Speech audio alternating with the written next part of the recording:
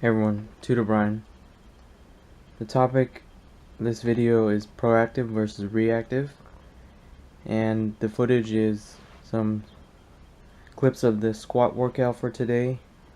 I believe it was 5 sets of 3, 205 pounds, and maybe a little bit of front squats and hip thrust. Now, the topic proactive versus reactive, I'm going to start with a basic example to illustrate the point. So let's say I go outside one day and then I get bit by a mosquito. Reactive would be scratching the itch, putting some camphanique on it, or putting a band-aid on the itch spot. Whereas proactive would be if before I went outside I put some, let's say, off insect repellent or wore long sleeves or long pants to prevent the mosquito bite from happening in the first place.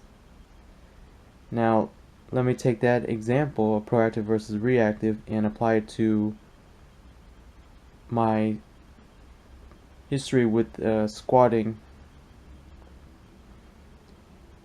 Recently, I had injured the left quadriceps muscle, and I'm pretty sure it was from back squatting.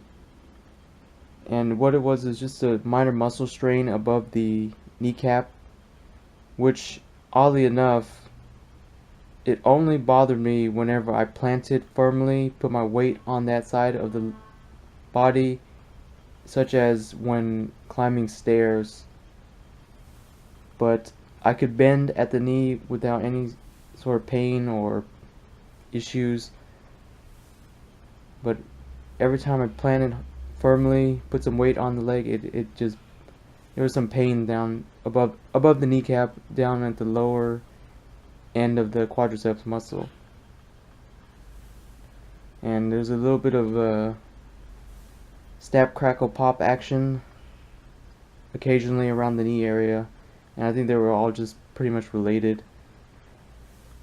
Now, initially, my reactive actions were to ice the injury,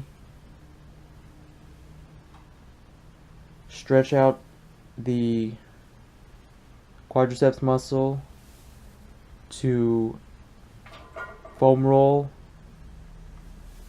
and to massage the area. And if I were to go back and try to do a proactive approach to managing and also trying to prevent injuries to the area, what I would have done is been more consistent with wearing some sort of knee sleeve or some sort of cover above the knee area and lower quadriceps, or just right where the quadriceps inserts. And then also I would have probably done a better job of doing the correct or the best pre-rehabilitation exercises before squat sessions to prevent the injury from happening, to try to prevent the injury from happening. I had been kind of slacking off on the lower body warm-up routine. I used to have a pretty extensive one, and lately it's just been dropping down as far as the number of warm-up mobility drills, stretches that I do before working out. But I'm gonna get back on that aspect and include more things that will try to, prevent the injury from happening and from reoccurring.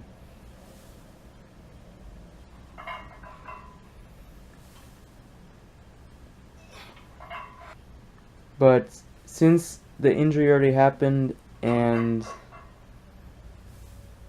I took pretty much a month off from back squatting at all, and then now that I'm reincorporating the back squat, it's just been starting from the beginning, not lifting as much as I had previously done, trying to improve form.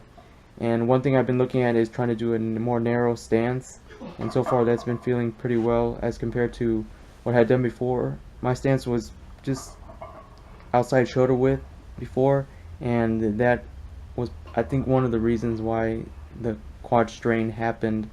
So narrowing the stance, trying to just keep getting the right form that feels the best, that doesn't leave me aching afterwards, and rebuild the squat motion, increase the weights over time slowly. And also it's been a pleasant surprise to also be able to do front squats from the beginning. I believe I worked up to maybe 240, 250 pounds on front squats before, but that was when I was doing the cross the arms position to hold the weight up. But now I'm trying the actual front rack position to try to, since I'm lowering the weight anyways, I might as well just explore the front rack position, see how I like that. And I am starting to like it, so I'm gonna keep doing that way from here on, and then add the weight from there. And that's pretty much it for proactive versus reactive. Just one is just what you do after something happens. Mostly it's about injuries. And the other is what you do to prevent something from happening, also about injuries. And thanks for watching.